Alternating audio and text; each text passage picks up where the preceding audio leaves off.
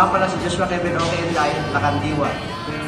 Ako nga pala si Celine Rain Alpes, Gintila, Lakandiwa. Ako nga pala si Leonor ako, yung Ma'am Balagtas. Ako nga pala si Para na at masimula. Paano na makatulong ang teknolohiya sa pagpapabilis ng pag-aaral ng mga pag-aaral?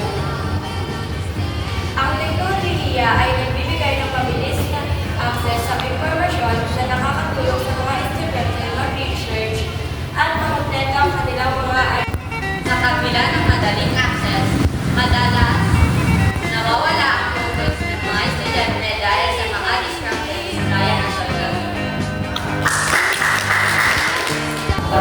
Nakatutulong ba ang teknolohiya sa pagpapalawak ng kaalaman ng mga pag-aaral?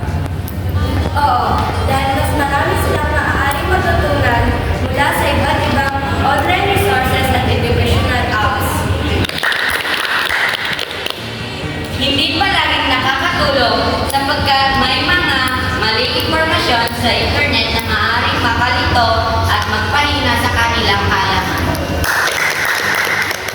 Pero, sa anong paraan nagiging madali ang pag-aaral sa tulong ng teknolohiya? Ang teknolohiya ay nag-aalok ng mga tools tulad ng online classes, e-books at mga digital library na nagbibigay ng kaginhawaan sa pag-aaral. Dahil sa teknolohiya, nawawala ang interes ng mga ibang estudyante sa tradisyonal na paraan ng pag-aaral na naging minsan kinakailangan sa interpersonal skills.